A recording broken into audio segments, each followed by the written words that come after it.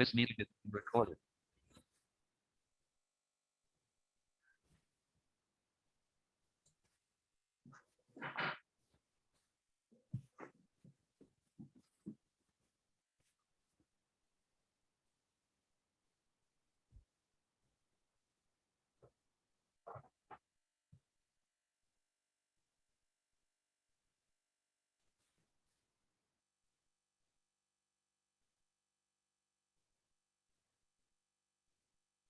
Is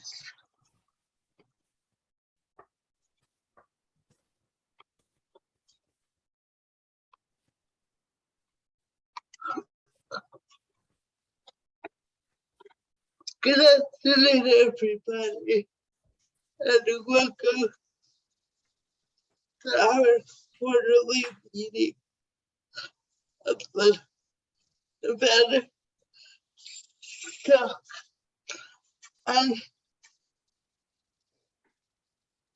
Wendy, can you please call the roll? Yes, I can. This is Wendy Thornley for the record. Havander Davis. I think you're muted, Havander. Here. I am here. Thank you. Vicky Essner, Present. Mary Evilsizer, Present. Dee Dee Formaster, This is Dawn. Dee Dee's going to be a little late today. right. Jennifer Kane, Jennifer let me know that she was not going to be able to make it today and tomorrow. great, thank you. And Sabra also will be joining us in a few minutes, is that correct? I have not heard from Sabra. Okay, all right. So Sabra McWhirter, I don't see her on there yet. Raquel O'Neill,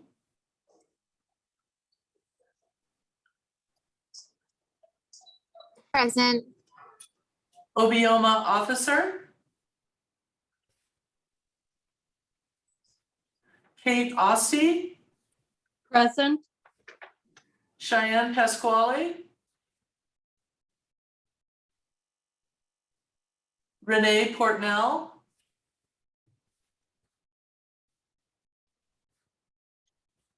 I see her on there. I'm on here. I don't have caption, but I'm on here.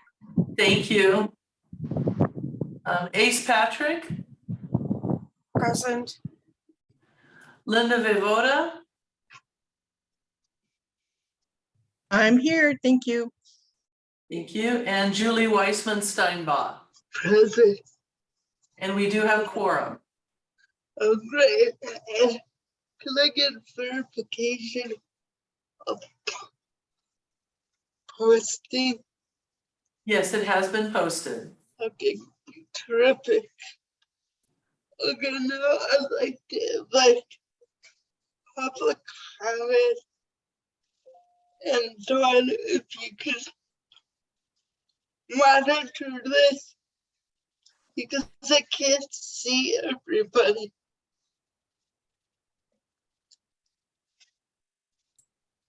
Two people have joined the meeting.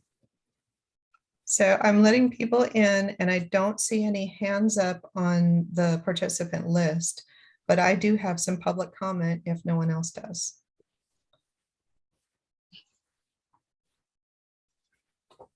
But go ahead.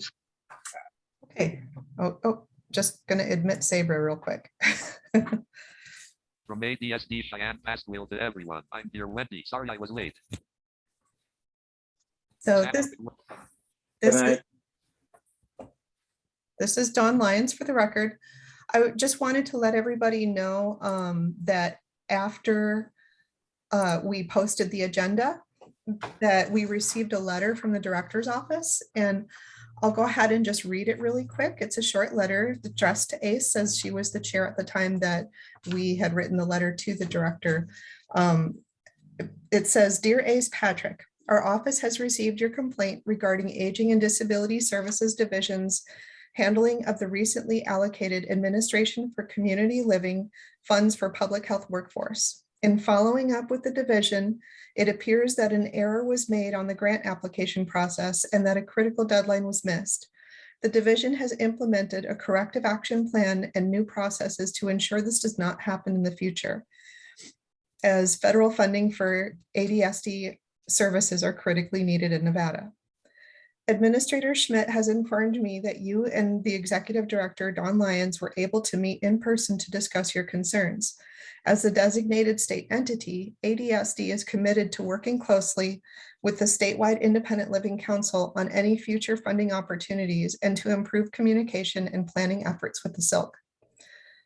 Thank you to all the members of the council for your work on strengthening the council and creating a strong plan for independent living. Your voice and advocacy are critical to ensure the state is working to improve access to independent living supports and services statewide. Your dedication and service to the SILC is appreciated. Sincerely, Richard Whitley, Director.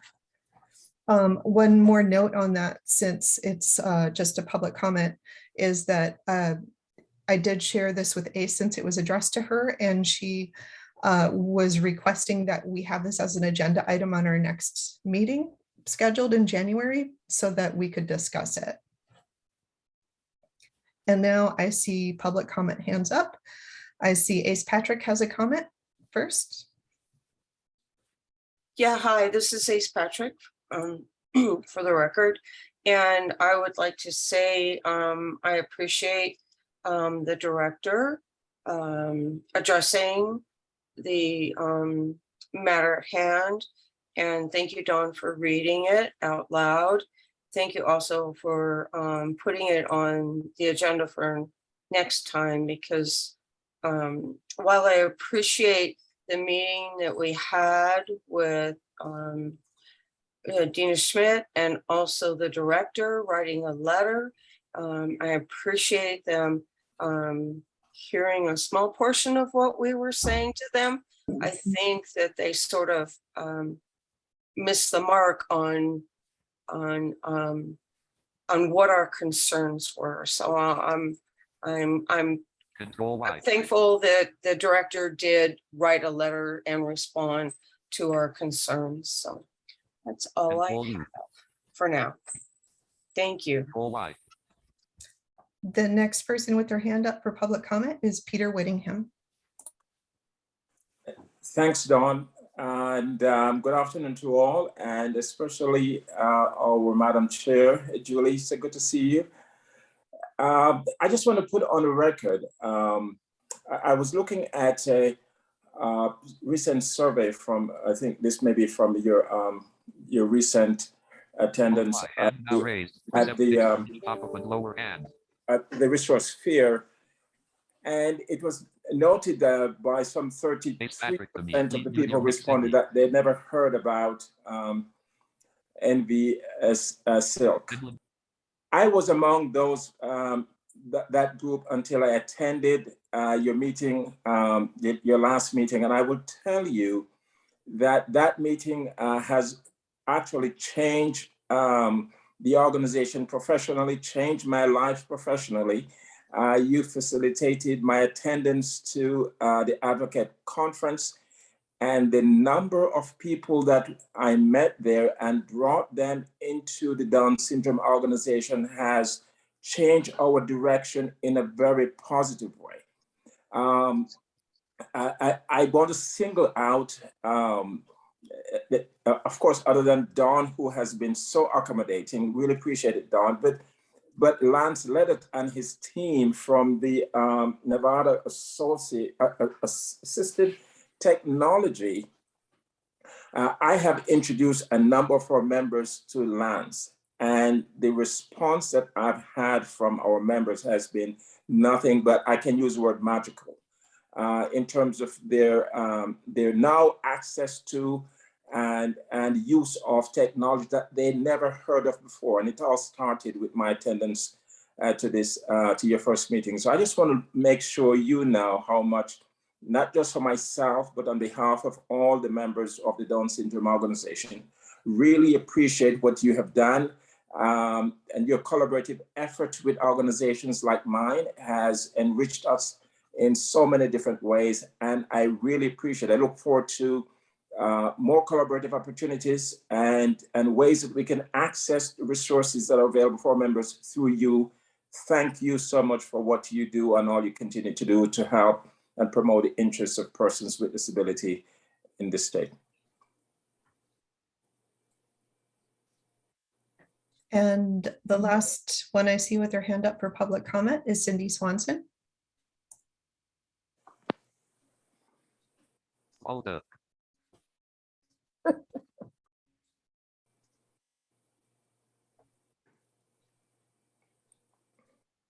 She's muted. Hold up. It might work now. Can y'all hear me? Yeah. Yes, Okay. Thank you so much. Thanks Audio for now unmuted. all of you, the hard work that you've done. This is quite a phenomenal agenda for today and tomorrow. And I wasn't going to say anything until the situation with the funding and loss of funding came up at the beginning of Mr. the Samuels agenda. has left the meeting.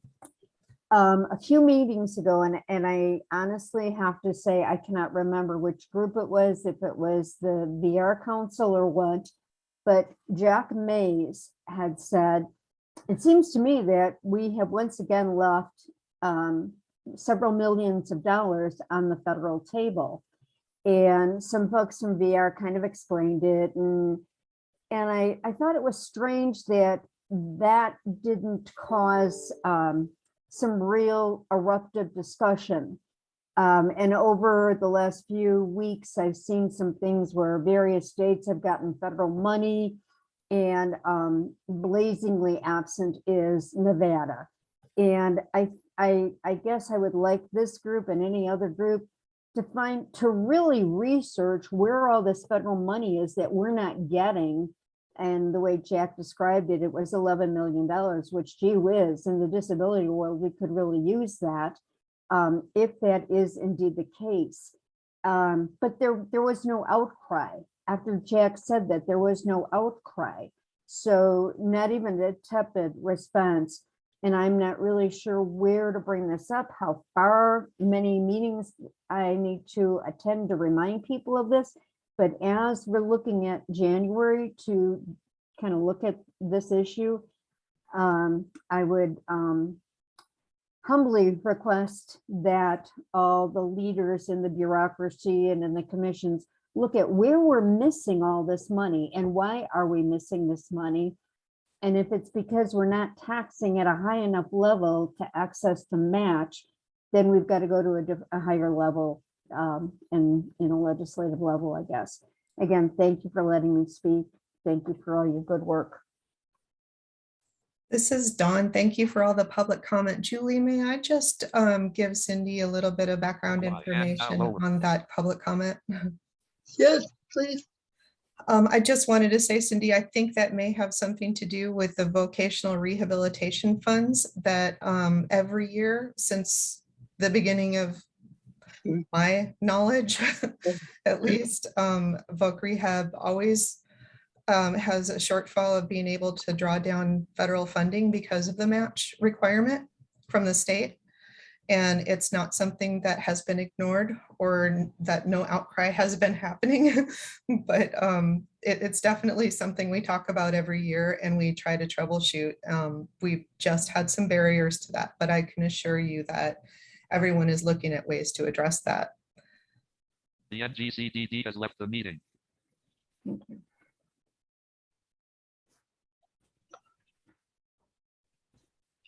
And then with public comment,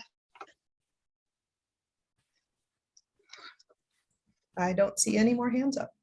okay. Can I get a motion to approve the minutes from our meeting in July? So moved. Amanda Right. Davis for the record. Are there any corrections? Actually, do I hear a second? The NGCDD has joined the meeting. This is Ace Patrick. I second. Any corrections?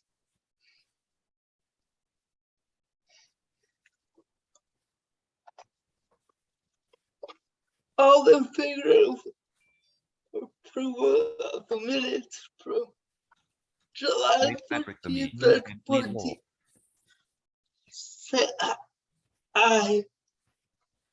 Or actually, am I supposed to ask Wendy to do a roll call?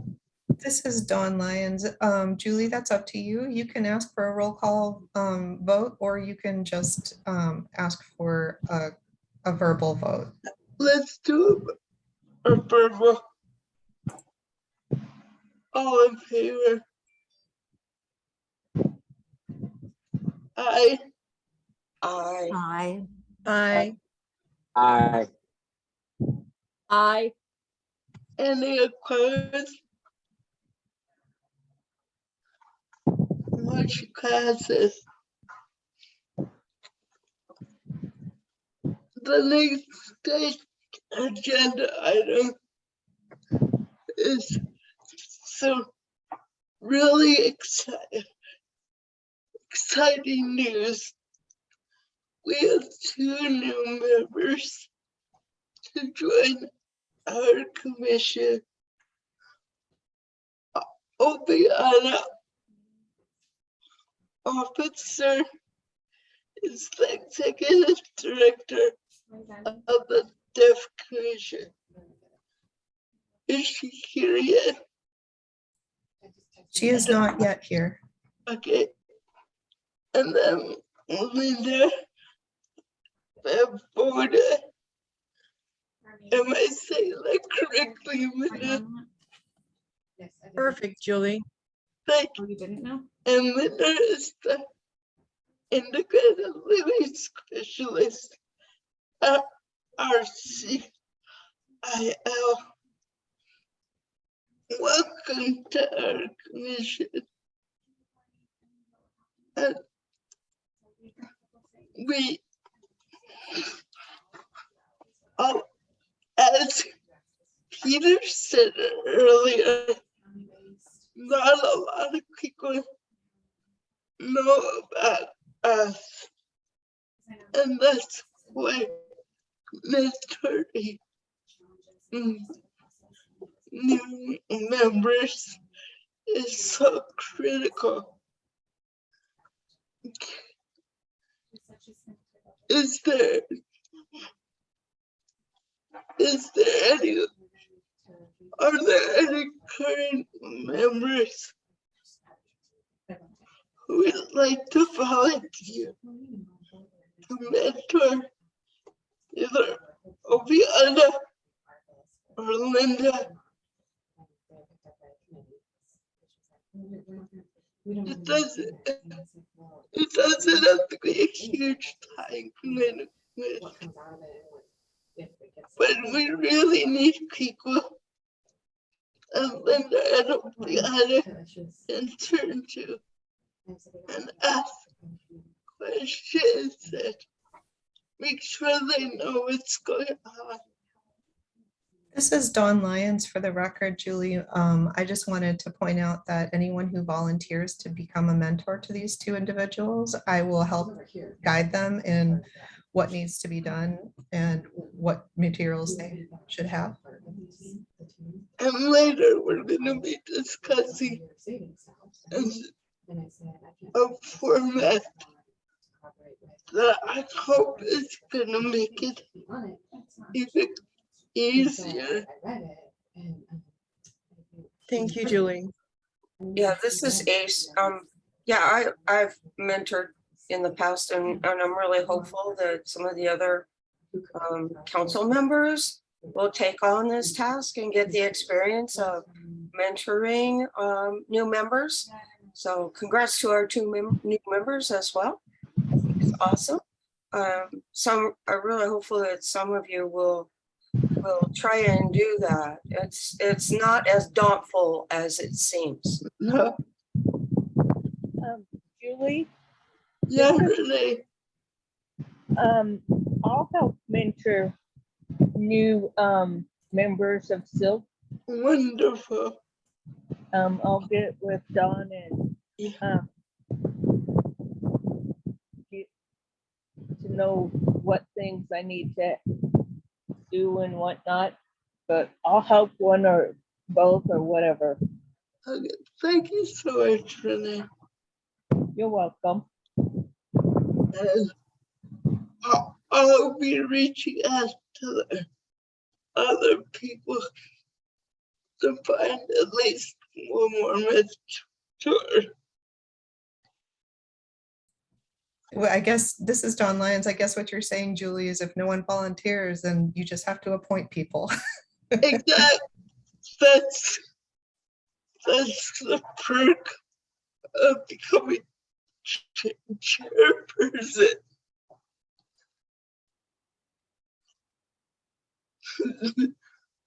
Okay. We have a really full agenda, so I'm going to move on. Cardi Butler is our youth leader coordinator.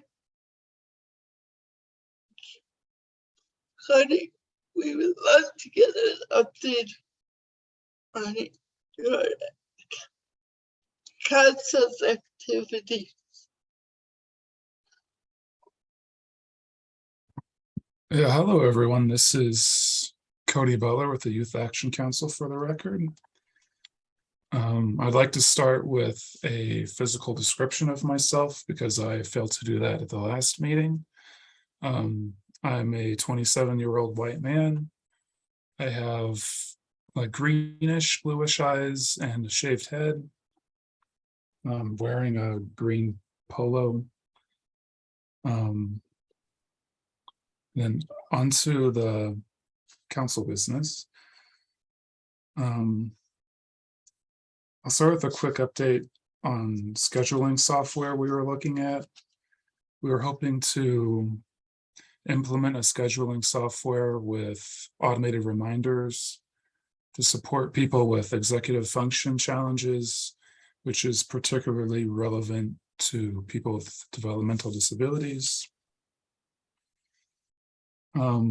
We found, or we did some tests a couple months back. We found a couple of promising brands that we might be able to use in the future when funding allows. I won't discuss the specific brands here because I don't want anyone to think that they're sponsored by us or we're advertising them or anything like that. We're working on a survey for distributing to the school districts in the state. We're hoping to get like a baseline like needs assessment going for students to kind of learn what they view as being priorities for services in the state. We're hoping to probably get that out in the next couple months. We're also working on building Youth Action Council presence within the IL network. So members of this council here might expect me to come knocking on your door sometime soon if I haven't already. I know I met some of you this prior weekend at Disability Awareness Day in Las Vegas. I'm also at the April conference all this week, so I'm a bit slow to follow up with those things. So I apologize, but I will get back to those that I met at Disability Awareness Day so we can, because I know we had some ideas for collaboration in the future. And then, so one other thing I'd like to talk about, member recruitment to the council has been and continues to be a challenge. There are many reasons for this, but one thing that I wanted to bring up in particular is youth mental health is really in the toilet, I think. I've talked with a number of youth in the last few months who would make really good advocates, I think, but they don't believe they would be good advocates. They don't believe they have anything to offer. A lot of them really don't like themselves. So mental health is a big problem for young people. But on that note, I think that about sums up everything we've been doing. If you have any questions, I'll be happy to take them. Otherwise, thank you for listening to my soapbox. Mhm. Any questions for Cody?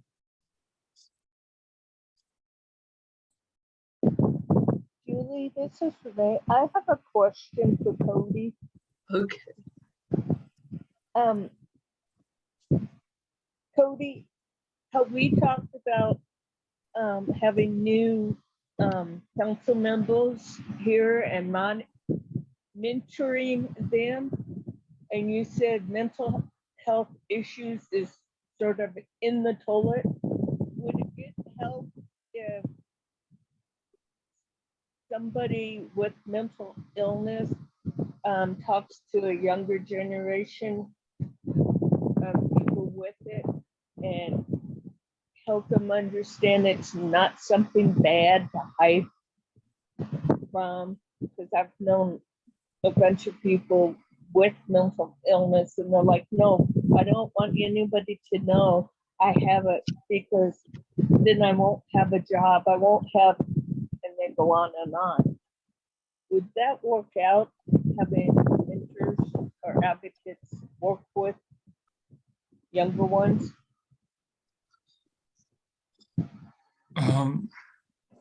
Yes, I think, well, I'm not super clear on your question. I do think that being able to reach people, finding ways to reach people, and making sure they understand that their challenges with mental health are valid and that they have lots to contribute and their lived experience is valuable to the IL network. Does that kind of answer your question? Yeah, I'm just, like I said, I know people, and I won't mention their names and whatnot, but they do feel isolated. They do feel like nobody would understand them. And at times they've come to me and asked me questions, and it's like, okay, I don't exactly have their mental illness, but I explained to them, look at our relationship. Have I ever used mental illness against you? I said, no, I haven't. I listen to you, we work it out, whatever. But I said, there's others that are out there and you can help them or vice versa. But it's very hard to see anybody advocate for them or mentor for them. Just like you said, it's very hush-hush subject. Julie Ace Patrick has her hand up. Yeah, I was just gonna call on Ace. Hi, this is Ace. Along those lines, and then adding something a little more to that, Cody, I was wondering if, there's mental health and idea that you cannot be a good advocate and or that you have anything worthwhile to offer. I'm kind of wondering too, is there also in conjunction with some of this, because it would be a voluntary position on a board and there's no monetary amount attached to it. Is that also impacting the possibility that you're not being able to get people to serve on the Youth Action Council? Yes, I would say the money is a big problem too. Young people are very busy. They're often in school. They often need to work a certain number of hours a week to afford to live. They often have like tons of roommates because they can't afford rent on their own with one income. So volunteering more than a few hours a month is a really tall order for a lot of young people, I think. So even when we have interest in the council, I often can't ask more than just a handful of hours a month. Right, so all of those things you listed are contributing to mental health Mhm. issues as well, because just the stressors. And so by not offering any kind of pay per hour to sit on the council is also probably not beneficial to gaining some new council members. There's no real reason, to really grab onto. If you get paid a little bit, then you apply and beyond, and then you start to learn those other skills of how to be a good advocate, how to advocate for yourself and others, and you start learning more. But there's no real incentive, maybe, for young people, given that they're so stressed over all these other things that you just listed, correct? Yes, I would predict that it will be really difficult for the Youth Action Council to grow without funding for paying I'm going to tell her people. that too. If it's strictly kept as a volunteer-only position, And it's going to be really difficult. I'm listening in on that Independent Living Council meeting as well. This is these again. I'm sorry, somebody else is. Jack, are you able to mute yourself? That lady's name, Jody what? Kimberly? Thornley. Jody Thorne. So, okay, so I'm just trying to, I don't know if we have any answers right now, but I think that's something to be mindful of when it comes to Youth Action Council as the sort of the adult group in the room here. Many of us, like myself, I'm not working, I certainly have time to volunteer, but when it comes to youth, it's something, and I'm not sure how we can resolve that, but I think it's something that needs to possibly be addressed. Thank you. Linda. Thank you, Ace, for addressing that. Hey, Cody, I'm just wondering if you have enough money in your little budget, your mini budget that you have, to put out flyers to maybe like places that do mental help for the youth, that you can put a flyer up saying, we want to have volunteers that will be benefited by doing action things for what is going on with you mentally. How can you reach out? That's what I was thinking, is how can you reach out to these younger people? And I know it's really difficult out there for younger people to get that help and to be noticed that, hey, I've got a problem here, and I want you to know that I am more than just this problem, and I have a mind of my own. So I'm just pushing it out there that maybe the flyers at those facilities that do help those youth with their mental problems and any other disabilities that might be beneficial to them, that because volunteering in itself is kind of an emotional and self-building kind of thing to help you know who you are. And I know you know that, and all of us know that, because we are in the business that we are in helping others. So just reaching out to somebody that's young like that can make them even a better person than what they are. That, and I was just asking if that's what you've ever done, or if in your mini budget you've ever done that.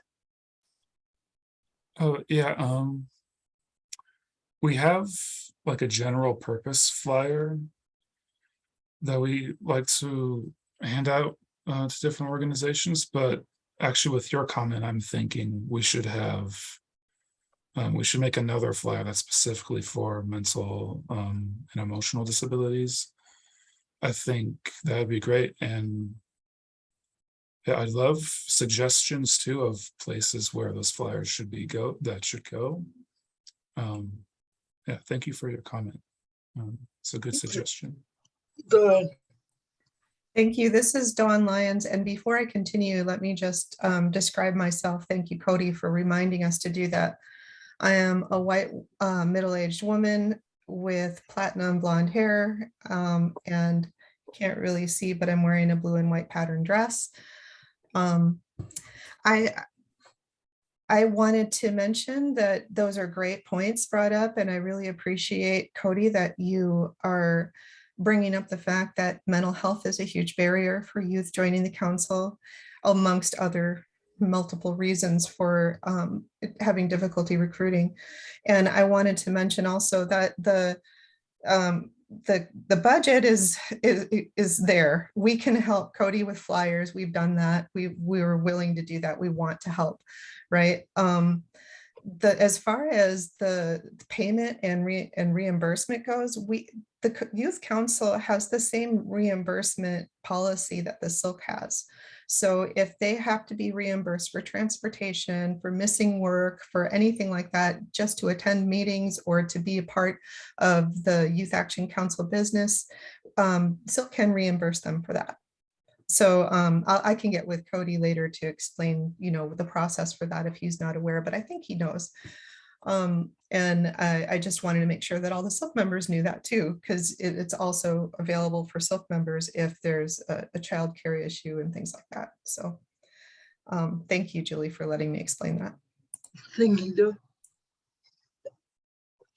Any other questions for Cody? Cody, I think next month, maybe we could do a little more brainstorming about membership recruiting ideas. Yes, that would be really helpful. So let's consider that for the agenda for January. Please. Yeah. Can I say something to Julie just before we move on? Yeah. This is Ace again. I just also want to commend Cody for the work he's been doing. I've been reading his newsletter that he puts out monthly, and it's been really awesome. So I really encourage all of the SILC members, if you haven't seen the Youth Action Council newsletter, to please read that every month when Cody puts that out. So thanks, Cody, for your service. Thank you for the kind words, Ace. Yes, thank you, Cody. Okay. Next. Madam Chair, this is Raquel O'Neill. Can you hear me? Yes. Hi, thank you. It's Raquel O'Neill for the record. Just to describe myself real quick, I'm off video right now because I'm at the airport, but I am an Asian American female with dark straight hair and green eyes. And I wanted to say, I do commend you very much, Cody, for the newsletter. I have read them. I really, really do appreciate them as well.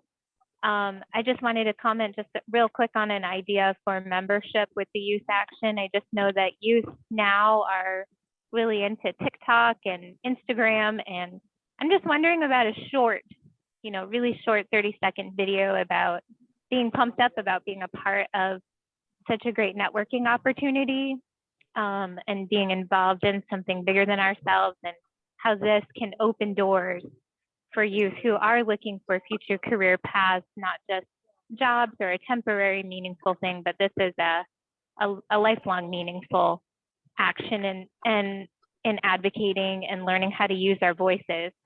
So I don't know if that helps any, but I was just thinking about a short TikTok video might be really impactful. Yes, I like that idea. I'm open to making a video. Yeah, thank you for the suggestion. Yeah, I think that's a great idea.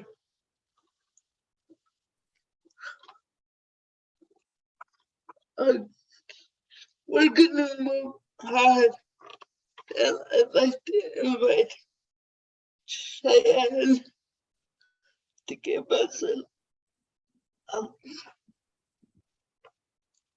update on the aging and disability services, which is our designated state entity.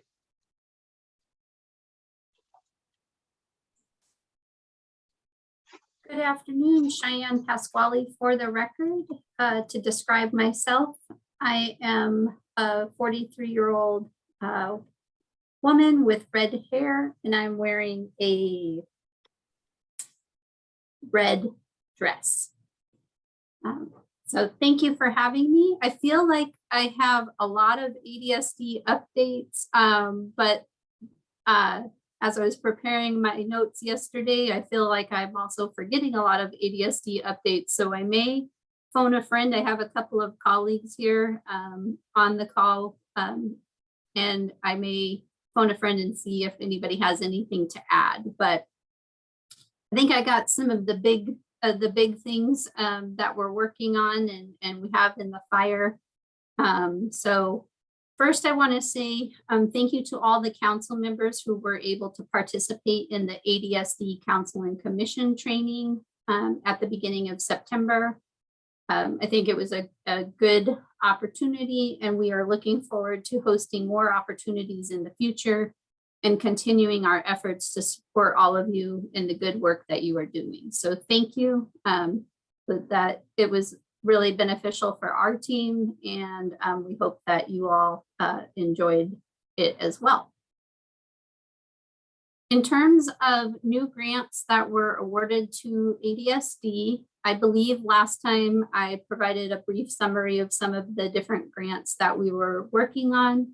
And since that time, we have received 2 grant awards.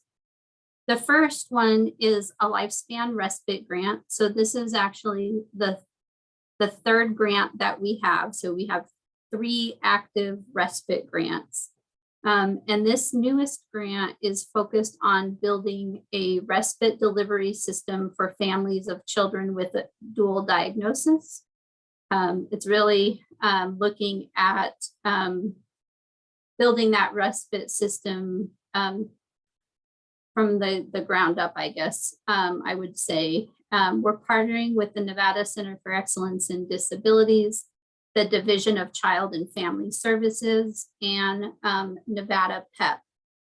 So there'll be lots to update you guys on as we look at this new grant and how we move forward with that.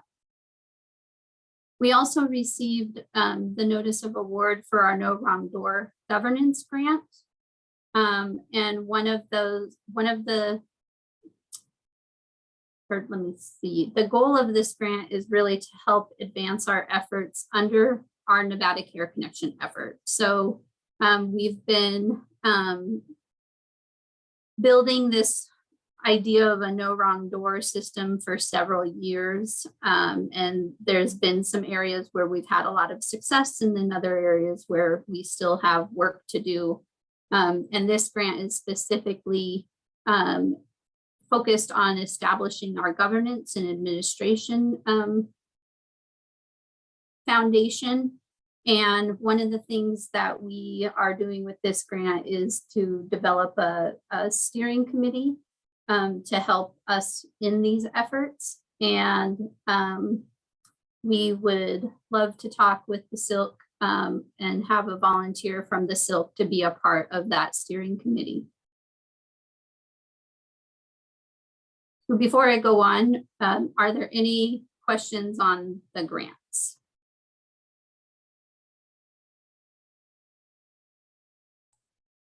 This is Dawn Lyons. I might have missed, because I got interrupted with a text, the last thing you said, but it sounded like you were saying there's going to be a steering committee for the No Wrong Door. Is that correct? That is correct. Okay, sorry, I just needed that clarification. Is there going to be a timeline on that?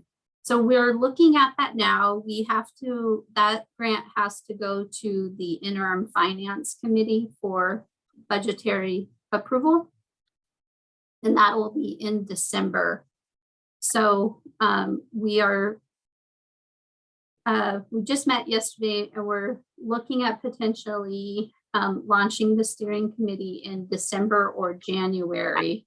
We're just balancing out a few other projects, which we're going to talk about in a few minutes. But if there is somebody that is interested in the no wrong door philosophy and being a part of that governance structure and that steering committee, please let us know. I have a question about the respite grant. Are you looking at models from other states? Because I know California has been providing respite to a similar population for quite a while. So this is Cheyenne for the record. Thank you for the question. We have looked at other states and we've also looked at sort of some of the, I guess, some of the gaps that we know we have in Nevada. We're at the stage now where we are really going to, our first step is really going to be looking at an assessment of those gaps and where there's some natural opportunities, and then looking at ways that we can build on some of those natural opportunities for the initial wins, and then building a system over time, which I'm a big fan of looking at what other states do. It doesn't always work perfectly in Nevada, but if we can borrow some inspiration from other states, then I'm all for it. Yeah, it's called not recreating the wheel. Exactly. Okay. So in terms of projects, there are quite a few projects coming up,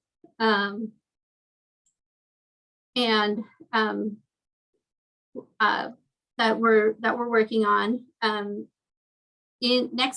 believe it's next week. Yeah, next week at the October Interim Finance Committee, there are several projects that we're hoping to get approval on. And these projects are ones that will be funded by the governor's office with ARPA fiscal recovery funds. So one of the I've kind of grouped them into two broad categories, but there are some projects to address one-time funding for wait lists for programs, including the Assistive Technology for Independent Living program, our Home Safety Modification and Repair program, and our Homemaker program. We're also looking at several capacity building projects. So one of them that I think the SILC might be particularly interested in is our Personal Care Workforce Impact Project. This project is, we're going to be working with a variety of stakeholders and community partners to create what we're calling a caregiver training institute. So helping get personal care attendants, home health aides, other entities within that realm, the training that they need that is required for their licensing. This project will also include some funding for helping agencies with recruitment and some incentives. So we're quite excited about that project. There's a lot of moving parts and a lot of details to figure out. But I think it's going to be ultimately a way that ADSD can help support the workforce and ensure that we have an easy way for people to be trained. We also have a project that is called the Community-Based Care Capacity Building Project. And this is specifically targeted to increasing the number of beds available in residential facilities for groups. Another capacity project is part of our No Wrong Door efforts, and this is building capacity for resource and service navigators, which includes hiring additional resource and service navigators, as well as expanding our training and certification that we are working on for navigators. Finally, we have a project that is our healthcare literacy project. There's a couple of different things in this project, but it includes a redesign of the ADSD website so that our information is presented in a more modern way and in a way that makes it easier for individuals to find information about our programs and services. But it also includes some funding for some marketing and outreach to increase awareness of ADSD programs and services, and to ensure that our materials are accessible to individuals across the lifespan. So I am not sure if the summary has gone out already, but I know the agency was planning to send a summary of these projects to all of our advocacy bodies.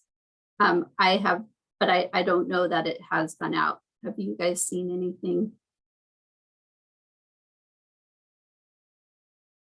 Okay, so I will check on the status of that and make sure that we get that out very soon.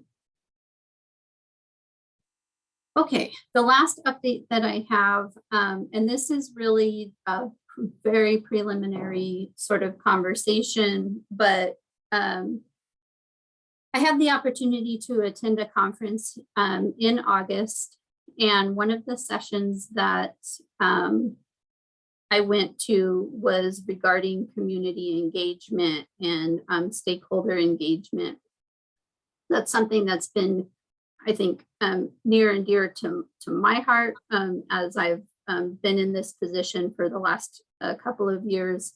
And this, and something that is a bigger goal for the agency. So there, in this particular session, there was a pretty robust community engagement model that was implemented by Colorado's state Medicaid agency. And this model utilizes a team of individuals to work with programs across the agency to ensure that community engagement is happening consistently throughout the planning processes for new programs and program changes. It includes the Colorado model includes a number of different aspects of community engagement. It includes training for other members of the agency in terms of the different types of community engagement. It includes a public facing website for project updates and communication. So it is something that we are looking to replicate in Nevada. Again, not reinventing the wheel. And we are in the very beginning stages of examining the information shared by Colorado to really determine what capacity we have now within our existing structure, and then the ultimate goal of having a very robust community engagement model. So we're quite excited about this, and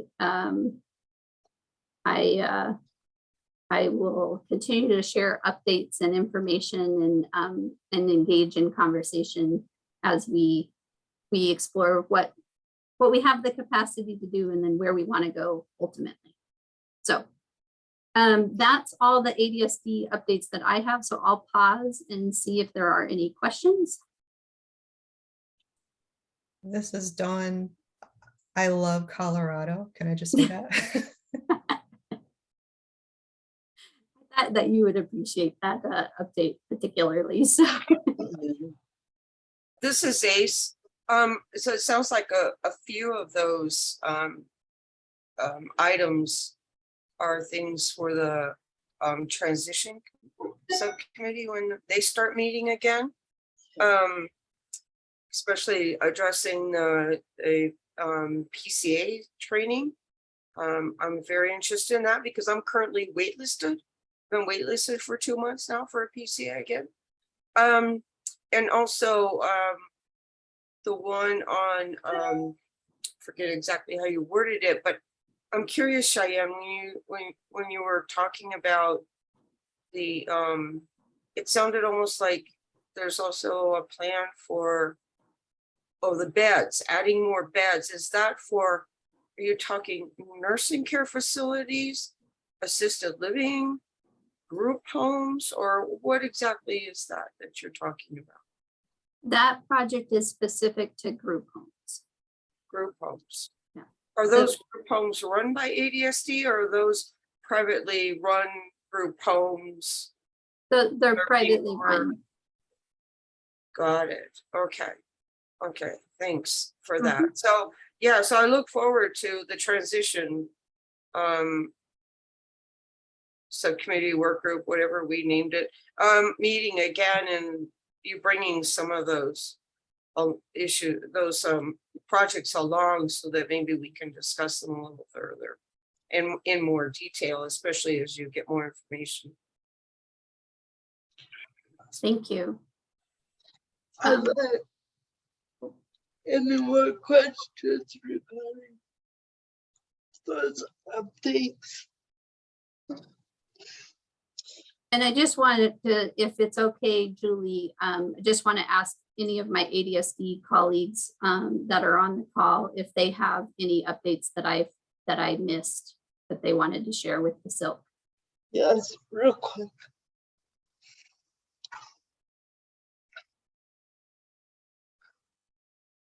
I don't see anybody jumping in the fire, so I guess we can move on, Julie. Thank you. Before we go on to the next topic, I'd like to welcome Obiana officer for joining us late and just say welcome to the council, and we look forward to working with you.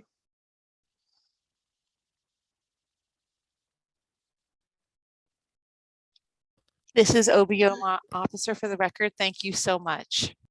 You're welcome. Cheyenne, you're a busy woman today. Well, thank you. Are you prepared to discuss the homestead plan? I'm as prepared as I think I can be. So, okay, go for it. All right. This is the curse of knowing a little bit about a lot of things, I suppose. So I want to say thank you to the SILC for sending some questions regarding the previous homestead plan. I will put a disclaimer and say that I was not involved in the development of this plan. But what I did do in preparation for today's meeting is try to solicit input from my colleagues to be able to answer these questions. I also want to say that well, I don't know what I want to say. I just lost my train of thought. I apologize, but it'll come back to me. So I'm going to just kind of go through each question and provide information that I have, and I'll stop. I think there's about 12 questions, so I'll stop around every 3 questions to see if anybody has additional questions or needs clarification. So the first question is, the plan was 2016 to 2021, and how was that time frame decided? Unfortunately, we were not able to answer that question specifically because the individuals who led the development of this plan are no longer with the agency. So I suspect it was kind of a norm. You see a lot of strategic plans are 5-year plans, and so I suspect it was something along those lines. The second question is, why are we only seeing it now? Where has it been all of these years? Again, the leadership of ADSD changed really prior to the plan being widely disseminated and posted to the website. So I would say that as a result of those changes in leadership, the plan was not fully implemented. I think if we look through the goals and objectives, there are some areas where we've made some progress and some areas where we still have opportunity. And so that really answers question number 3, which is what is the implementation status of all of these goals? Where can we find a follow-up report, or was there a dashboard? So for this plan, there was not an implementation report or an annual report. For the new plan, we are anticipating once we complete the new plan, we would publish an annual report and focus on the accomplishments during that previous year, any challenges that we faced, and highlight what our focus is for the coming year. So I'm going to pause. Any questions so far? Havander Davis for the record. Are there any other agencies besides your agency that is helping with the Olmsted plan? That's a great question. So the current Olmsted plan that ADSD is working on is more geared towards ADSD, with the thought that we will identify activities and items that need to be addressed by other state agencies. My understanding is that the Division of Public and Behavioral Health is in the process of completing their own Olmsted plan. I am not certain where they stand in that, but our idea would be to cross-reference that plan as needed as we go through the planning process.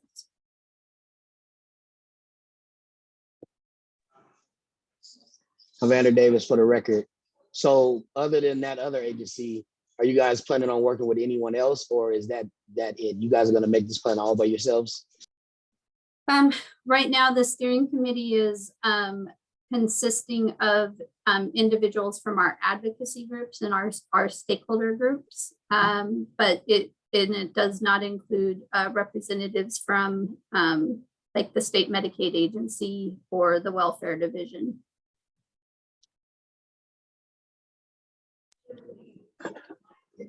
Havander Davis for the record. Thank you for your answers. So continuing on with the questions, is there an outline for the plan ready starting in 2022? And can we see it? There is not an outline for the plan yet, but we will share progress and share those materials as the planning process gets started.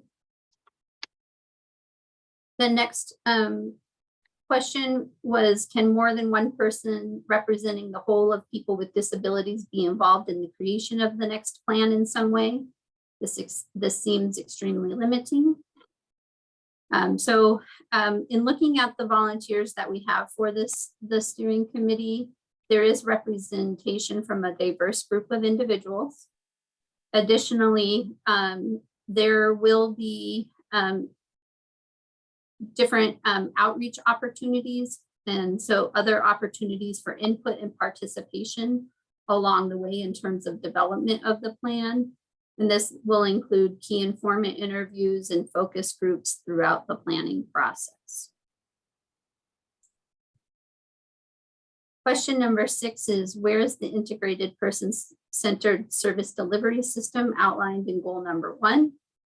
And I would say that this goal continues to be in progress. It's part of the larger no wrong door concept. Additionally, ADSD continues to offer person-centered thinking training for all team members and continues to explore changes to our assessments and service plans across our programs to emphasize person-centered practices. Another big impact to our system is going to be the HCBS final rule that is going into place under Medicaid. And that final rule has a lot of implications for person-centeredness and client choice. And so as we continue to work with the state Medicaid agency, I think these efforts will continue to evolve.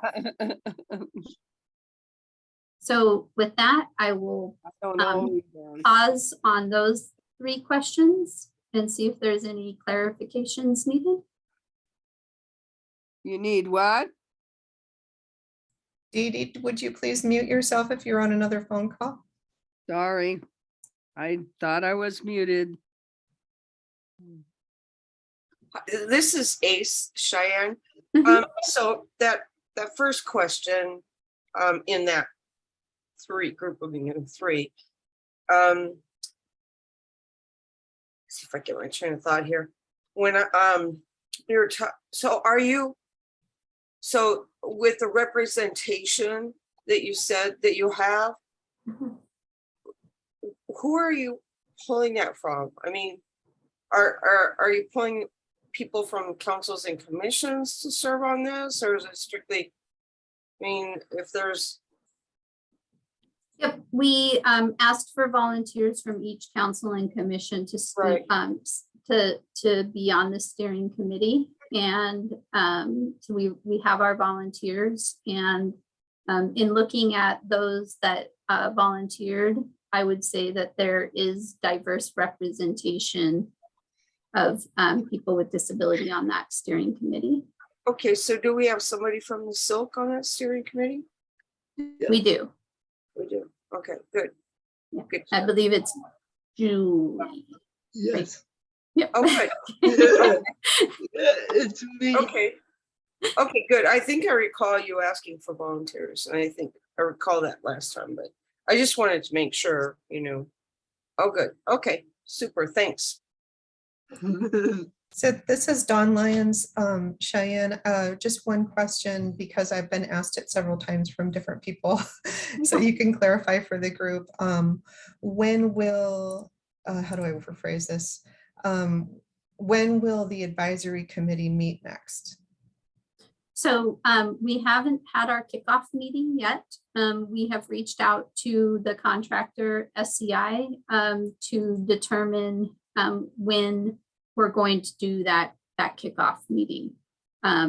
So I'm expecting that it will be in November. But that's the update that I have for today. We had a little bit of delays because we were asked by the contractor for some data that took us a little bit of time to prepare.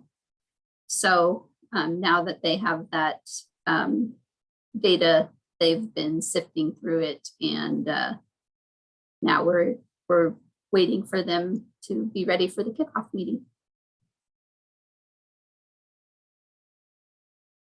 Okay, continuing on, number 7, can we get an update on the implementation of presumptive eligibility for Medicaid in goal 2.4? So this is an area of opportunity for Nevada.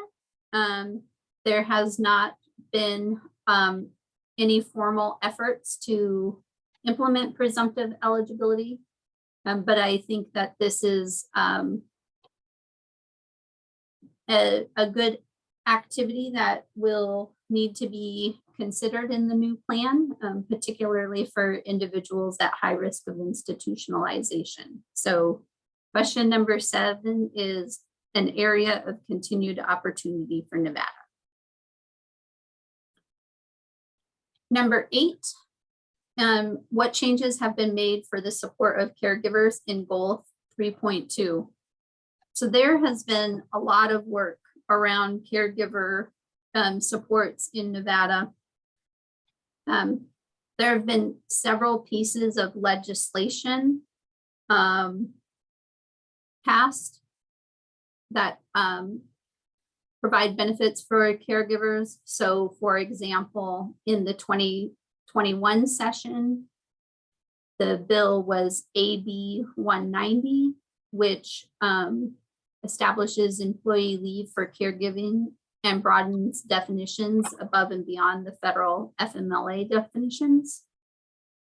In 2017, the bill was SB 223, which makes it easier for individuals to use healthcare power of attorneys to designate placement preferences. And then AB 216, which covers cognitive assessments under Medicaid and includes billing provisions for caregiver consultations to promote access to information and referral. There are efforts through our legal services under our Older American Act funding to establish pro bono efforts to assist individuals in completing advanced directives, including powers of attorney and the declaration of life-sustaining treatment in Nevada. In terms of other initiatives outside of the legislature, I mentioned earlier our lifespan respite grants. Right now we have the 3 active grants that are focused on developing training for individuals interested in providing respite, recruitment strategies, and developing a list of trained individuals that are interested in providing respite. We're really focusing on recruitment in a variety of ways, including the development of an internship program and other non-traditional respite services. We're also looking to implement recommendations from the RAISE Act. So there was a national report that was just published in the last 2 weeks that includes, I want to say it's around 63 recommendations for states to consider in caregiver supports. So we're looking at incorporating some of those efforts into our lifespan respite. We have worked over the last few years to incorporate caregiver support and consultation within the Nevada Care Connection framework. And we're looking to enhance certification options for navigators to specifically support family caregivers. We have also worked with the director's office and the grant management unit to ensure we're not duplicating efforts with available resources and ensure that respite is more widely available. And then we have just published, and I'll have to send you the link, our first annual Nevada caregiving report. So this is a new report that we're starting as a result of our respite grant activities. So a lot going on, but still a lot to do in terms of caregiver support as well. Number 9 was what has been done to expand housing and transportation options in goals 4.1 and 4.2. I think we can all agree that housing continues to be a system-wide challenge, especially in light of the pandemic. We have worked to expand supports available to individuals, as well as expanding eligibility for services such as homemaker services. And we have engaged in conversations with the housing division's housing advocate, and we continue to partner with the Silver State Housing Registry to ensure that there are housing resources listed in there. But it is one of those issues that is a significant challenge and doesn't seem to have a real easy answer. Transportation is also in that bucket, but I can tell you that it was, I think last year, the end of last year or early this year, our DHHS agencies and the Nevada Department of Transportation have come together in a work group to share information about funding opportunities, transportation services, gaps and challenges that we're seeing to try and improve collaborations. So we've only met a couple of times, but it's been really, so it's just been sort of informational to see what is out there, what is each agency doing, and then, what opportunities do we have? So that's those next 3 questions. I'll pause again. Take a drink of water.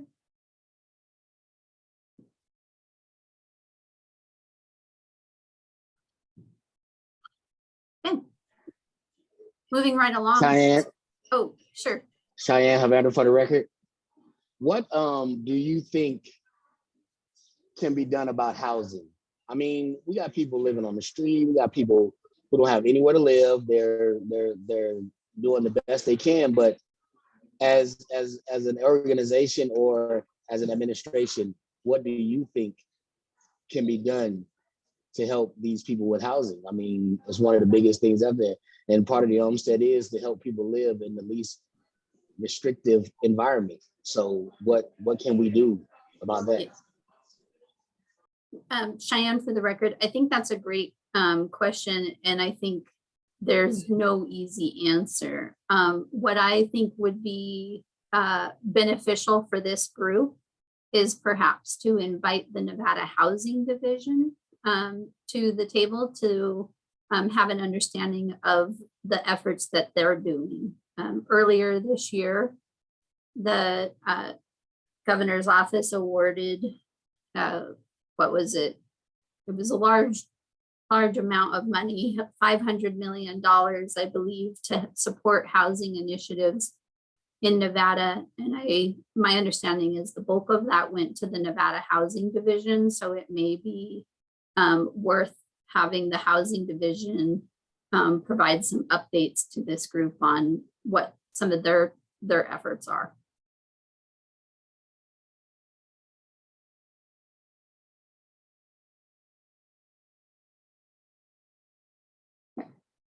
Question number 10, what are the national core indicators used in goal 5.1 and what are the changes to services recommended based on these indicators? So unfortunately, my colleague that is sort of the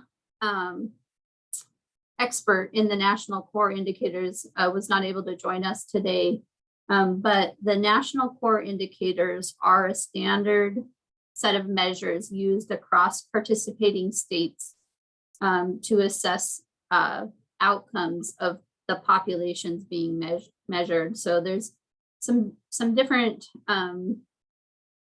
types of surveys that the state can be involved in. And my understanding is we participated in the National Core Indicator Survey once in the 2016, 2017 year for older adults and people with disabilities. But we participate in the survey annually for adults with intellectual and developmental disabilities. And we have a couple of the reports published on the ADSD website, so I can share that information with Dawn to send out for follow-up the reports. You know, I love my job and I love being able to come in and present to the groups such as the SILC, because I always learn something new, and I was able to see the reports for the first time by doing this research, and they're quite lengthy. But what I would offer is, if the SILC would like to learn more about the national core indicators, we could invite my colleague who is our expert.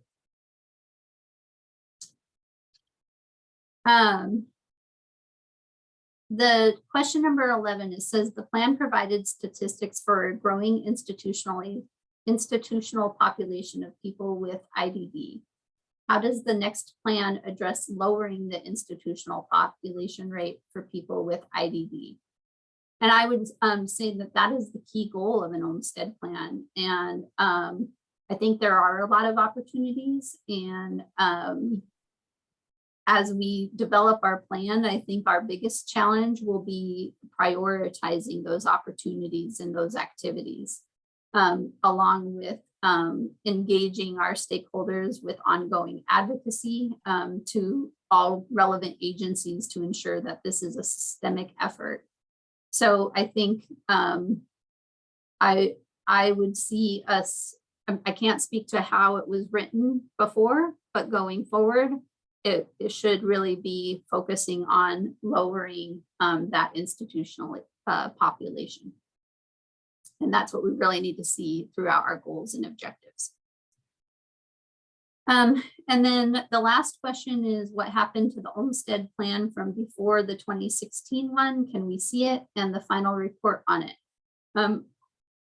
We do not have an electronic copy of the 10-year Olmsted plan that existed prior to this plan, at least not that we've been able to find yet. So this is one that may live somewhere in archives. I'm not entirely sure. We're continuing to try and find that. And that's all the questions This is that I Dawn have to Lyons. answer Can I just from the get, paper. sorry, Cheyenne, this is Dawn Lyons. I just wanted to get clarification from the question on number 10 with the national core indicators. You said you could share the links that I could share with the group. Mm-hmm. That would be awesome, because some of us nerds like to read those lengthy reports. And then who was it that you said could come and present more on It'll that? be Megan Wickland who Okay. will want to invite. Thank you. Mm-hmm. Are there any other questions? Cheyenne?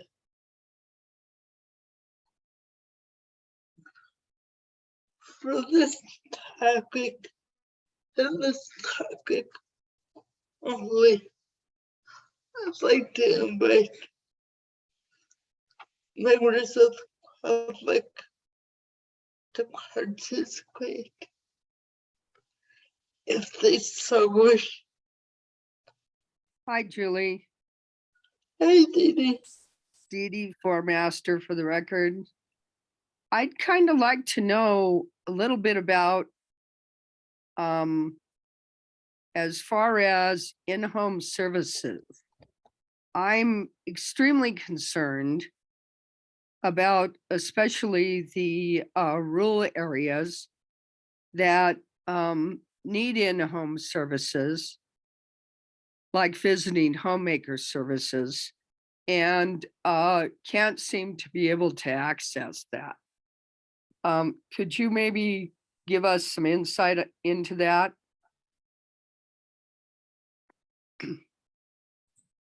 This is Cheyenne for the record.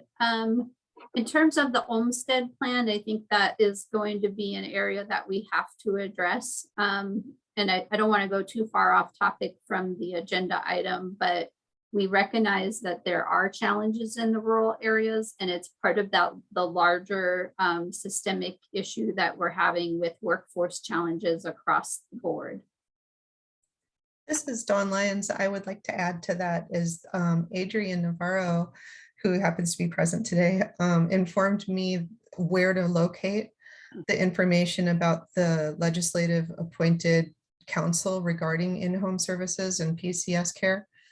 And so I was able to find that and read up on it and share that with the chair of the transition work group. And so when we meet next as a transition work group, I'm sure we'll be discussing that and seeing where the state is at so far and what kind of information is going to be forwarded then on to be included in the Olmsted plan or be considered. So I would encourage people to keep an eye out for the subcommittee or the work group information to come. And then Mary Evil Sizer has her hand up. I didn't know if you saw that, Julie.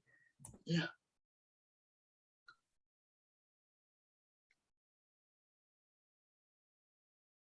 Oh, hi, Julie, and hi, Dawn. Good afternoon, everyone.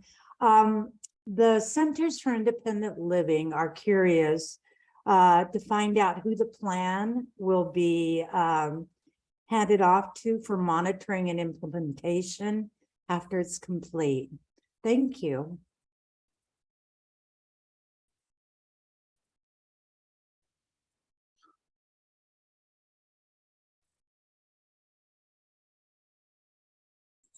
Sorry, this is Cheyenne for the record. So the monitoring of the plan in statute falls to the Commission on Services for People with Disabilities. But I would say that I think the monitoring of the plan falls to all of our advocacy bodies. And so I think as we look at our annual report and our efforts to keep all stakeholders engaged, not only throughout the planning process, but through the implementation process, there's a charge for all of our stakeholder groups. That's my personal opinion. John?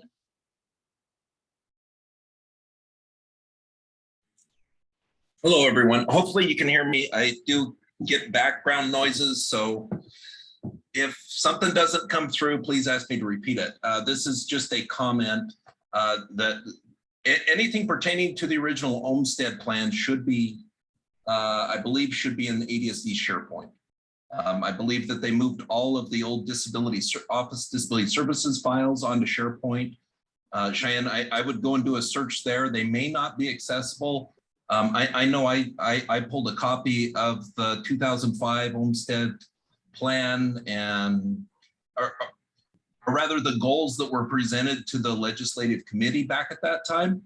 But there should be a file within the Office Disability Services files that were moved off the server and onto SharePoint.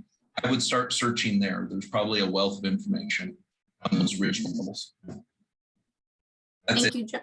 Thank you, John. That was one of my first places that I looked, but you know, sometimes the search feature is not fantastic. So. Any other questions or comments?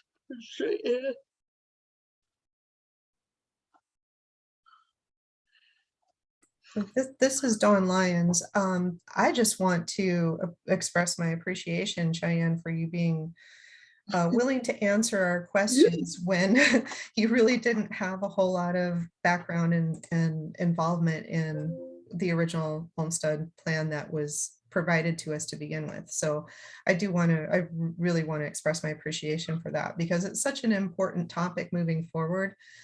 I agree that all the advisory bodies should be a part of the monitoring. I am concerned that the CSPD is going to be like the named monitor for that plan. But I also think that as long as they include other entities in that, that would be fine. And I'm also curious as to how that's going to be developed, the monitoring system. Thank you, Dawn. And I would say that I suspect that some of these conversations will happen as we go through the planning process, and nothing is set in stone at this point in time beyond what's in the CSPD NRS. But there's still opportunities for us to grow and look at what that implementation and monitoring looks like. So.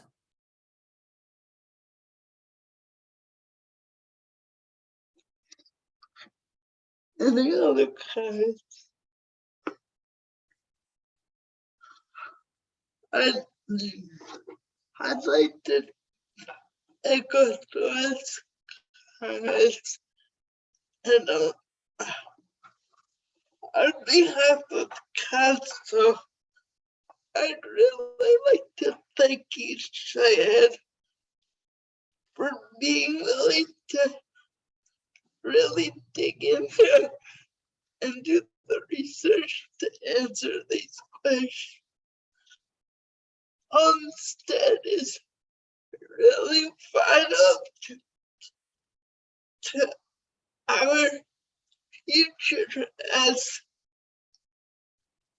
improving the lives of people with disabilities.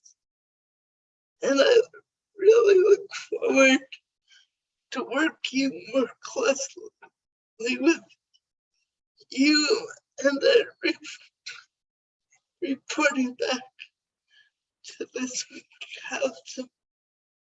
So thank you. Well, thank you. I'm really looking forward to this project, and I'm getting anxious to get it off the ground. And I tried to speak as quickly as possible. I apologize for the amount of time I took up today, but hopefully it was worth everybody's time. Thank you. Thank you. Yeah. Okay. Item 8, we're gonna move till tomorrow when Jake will be present. So we're gonna move on to number 9, and then I think after that we'll stop. If that's agreed with to everybody.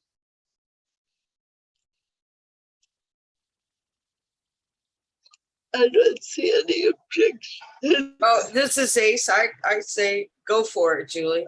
Okay. So Julie, I'm sorry to interrupt. This is Obioma officer for the record. And I am agreeable. I can hold 2 as well if you like. okay, cool. Okay.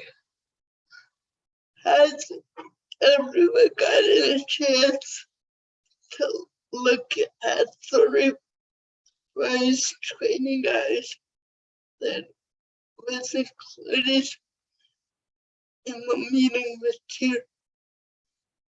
materials?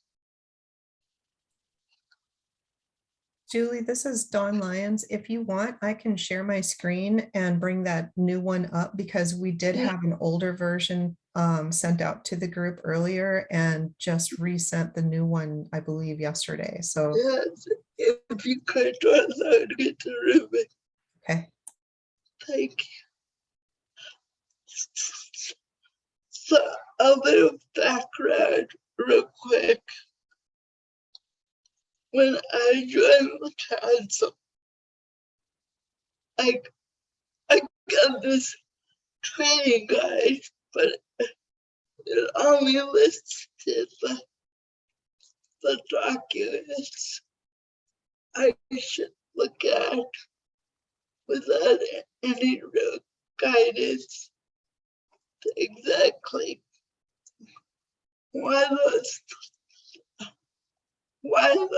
documents were important for me as a new member. So in collaboration with Dawn and Ace, I redid the objectives, and this isn't meant to be a test. There isn't going to be a quiz to qualify you to get off the council.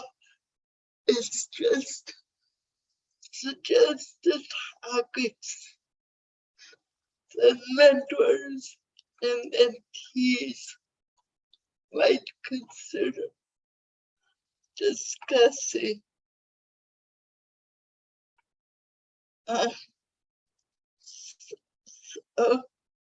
Does the people,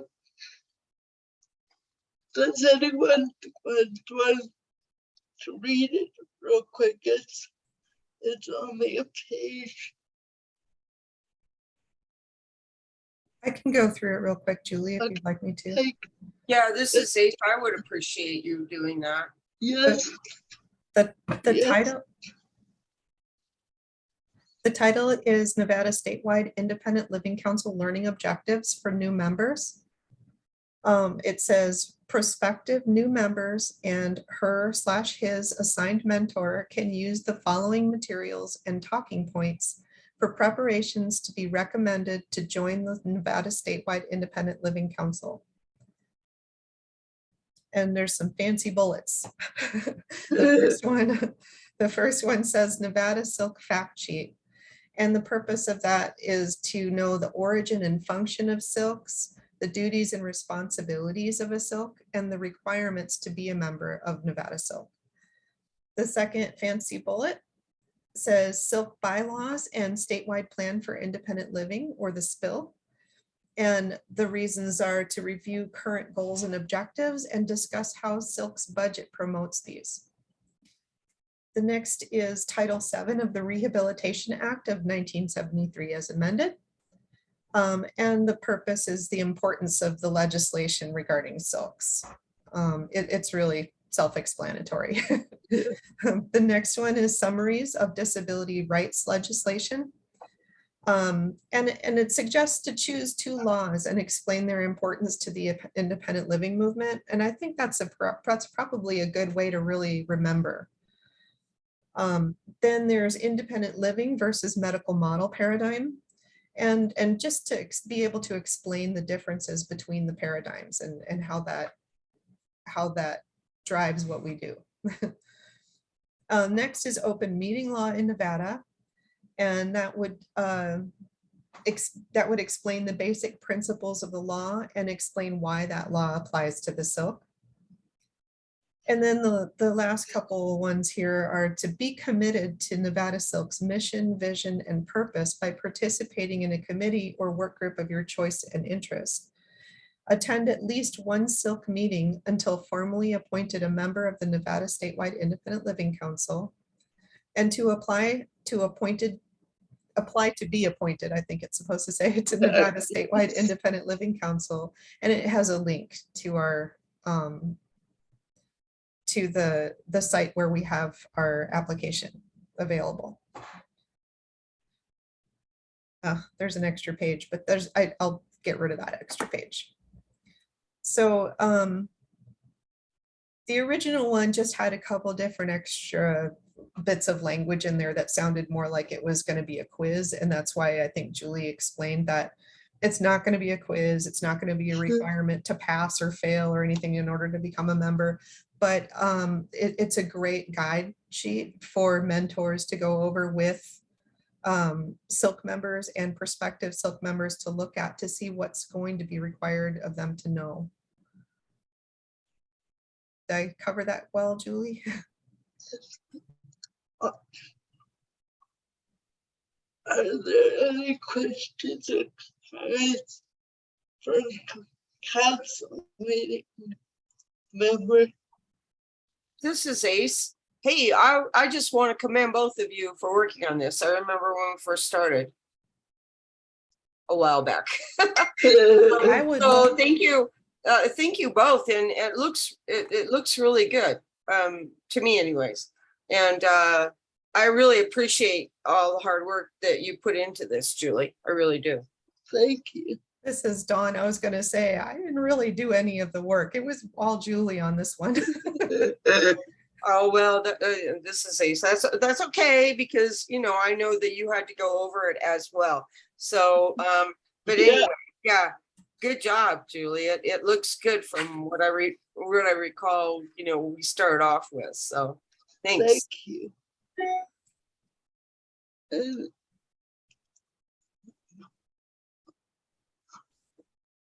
we have some new members.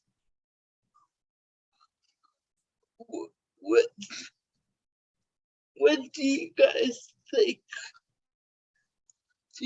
Is this going to be something useful for you?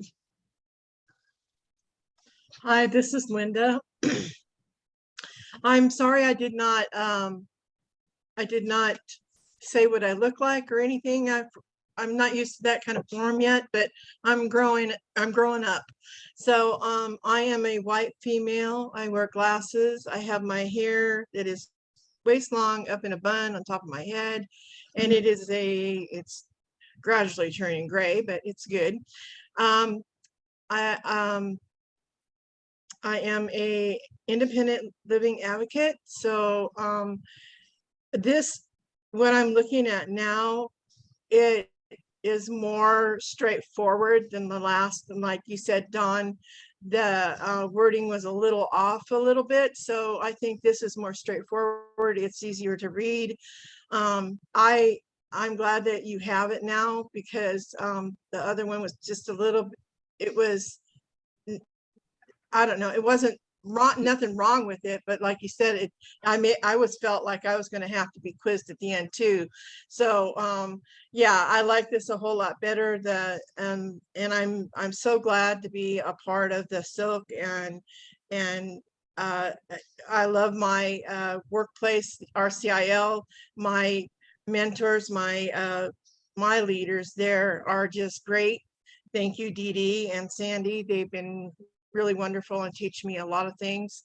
So I am just very proud to be able to work in an environment that is going to help me grow even better as a human being, and to understand what other people go through. Because honestly, in the beginning, when I met with Dee Dee, I was in denial of my disabilities, and she had just kind of pointed them out to me, and and really honestly, a lot of people are more disabled than what they think they are in a lot of capacities. You know, it's not just not physical or mental, physically, but even learning, and the learning things is a big deal too. So I just want to thank you for everybody welcoming me, and I'm going to get used to introducing myself. So yes, I am Linda, and I am a new member. And thank you.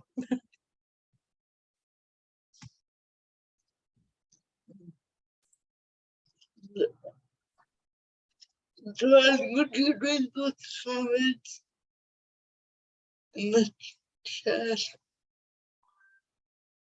Sorry, Julie, I missed that. There's comments in the chat. Oh, yes. So Sabra McWhirter says, right on, Linda, well said, welcome. You know, Sabra, you are part of the membership of SILC, so you are allowed to say that out loud if you can. You don't have to put it in the chat. I'm sorry, while I share my screen, I can't see participants or the chat, so thank you. Are there any other comments?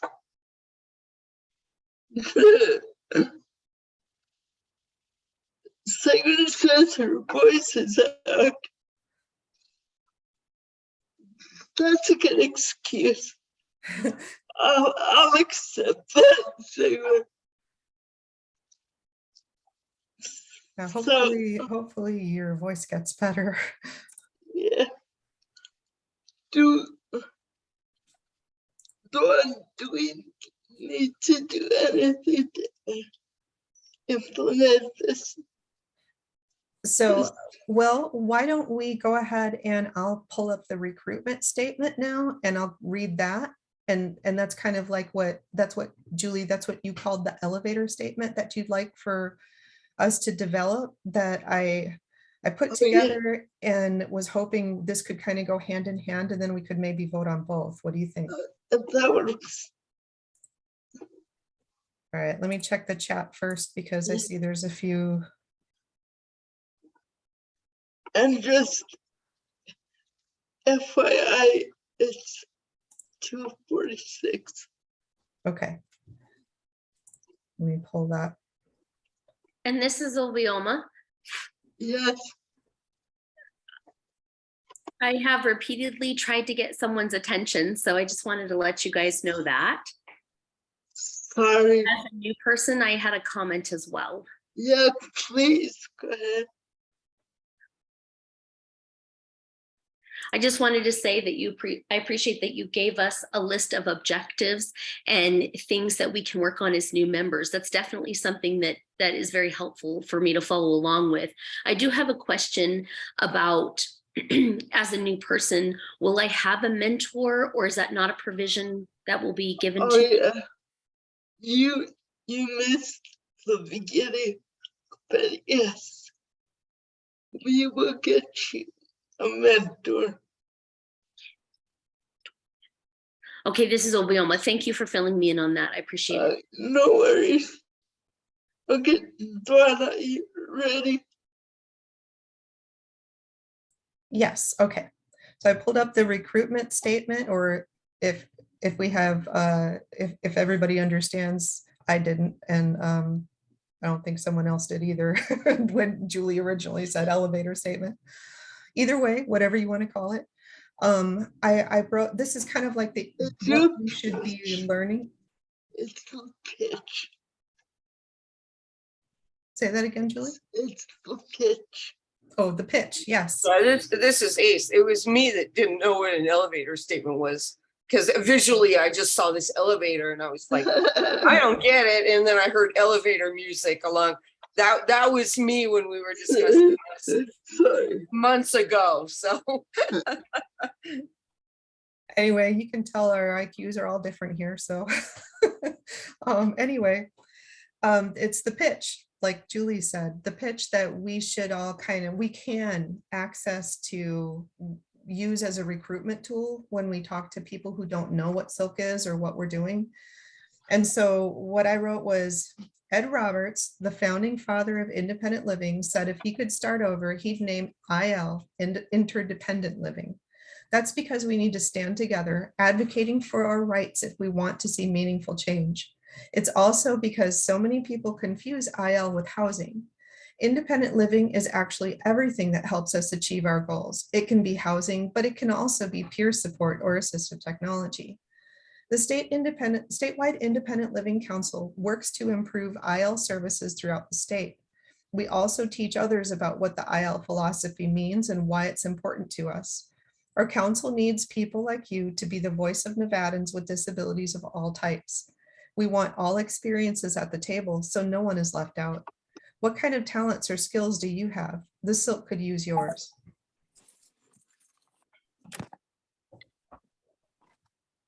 Before we go on, I want to reassure the ASL interpreters that we will end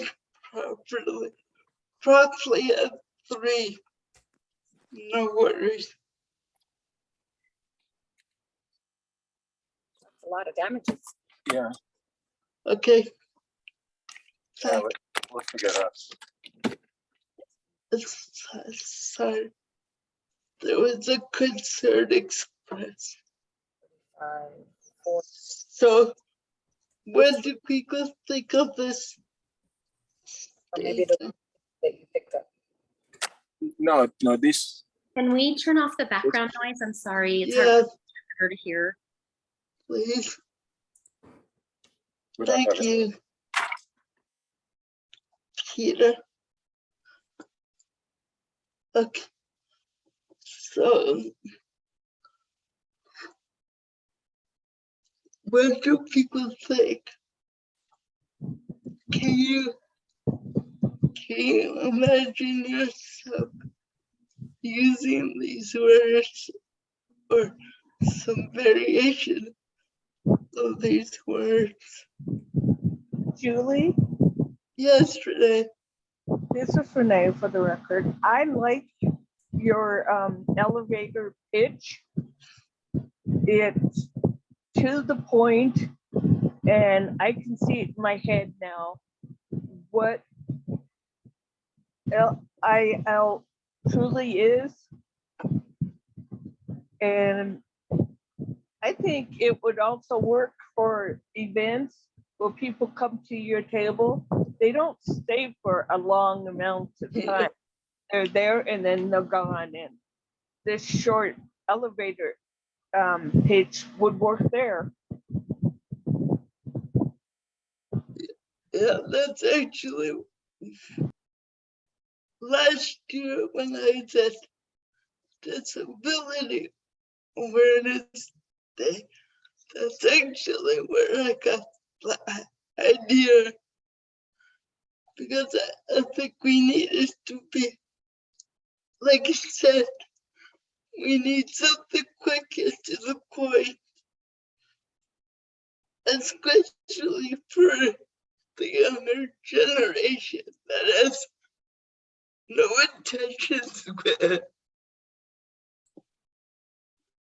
This is Dawn Lyons. So I don't know if it's really intended to be for something that you read off to someone necessarily, as much as we put it on a flyer for when we're looking to recruit new SILC members or to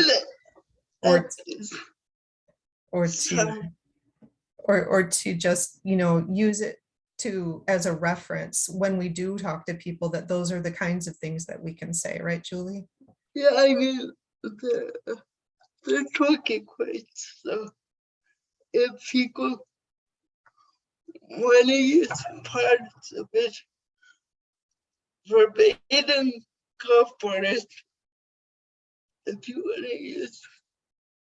So this is Ace. So is this something that we might use when we have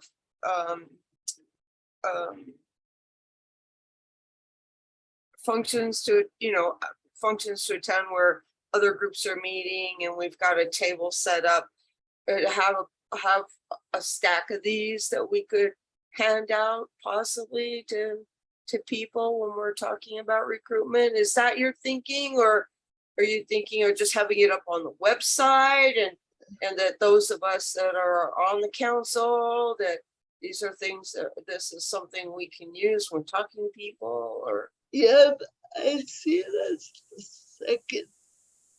I see it as a resource for kinds of people to recruit new members, or simply to educate folks about what we do. This is Dawn Lyons. I can't imagine using this as a flyer in itself, but I can see adding this to a recruitment flyer, including other things. But that would just be one example of where we could use it. Right. This is Ace again. So I think it would be a good thing to have. I mean, just like we were talking to Cody about putting flyers up in places, we should be doing the same thing, I think, or in addition to, or having things on hand at the centers for people to grab when they come in the doors. This is Linda Vejvoda. This is Linda Vejvoda. Sorry, I didn't mean to break you off, Ace. But I just wanted to let you know, all of you to know that the flyers are a really good idea for that. But when I first moved to Nevada, I never knew what a SIL was. I had no idea that you guys even existed, had no idea in any state that they existed. So I'm just wondering, is there a way for us to get more notoriety, to not to boast about ourselves, but to let us know that we're out there so that other people can know? The only way I found out about the SIL was from a person who had been down to one before me, and they are the ones that told me, well, these people are great, they can work with you. And then it wasn't after that until I heard about other places that were around town that could help me. Otherwise, all I knew about was DHHS. I hope I said that right.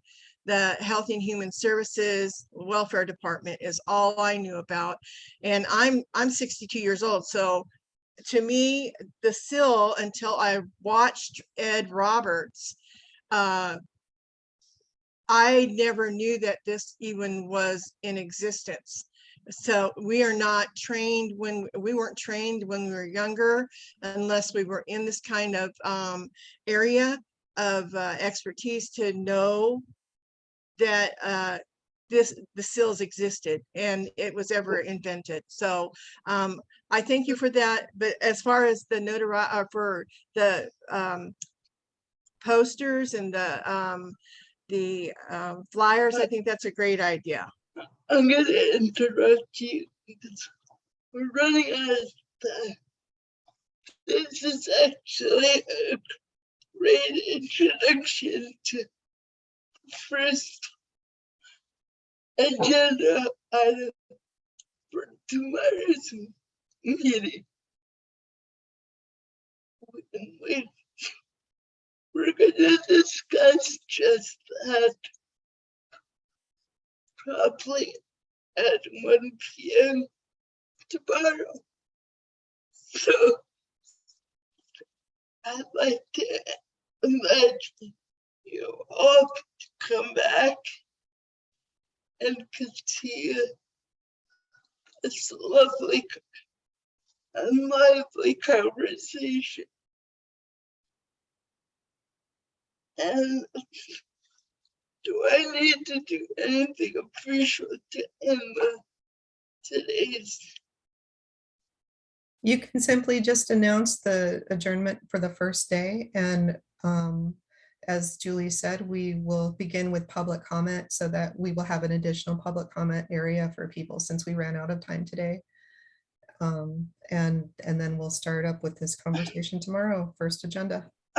I'd like to thank everyone for their kindness for my first meeting as your chairperson.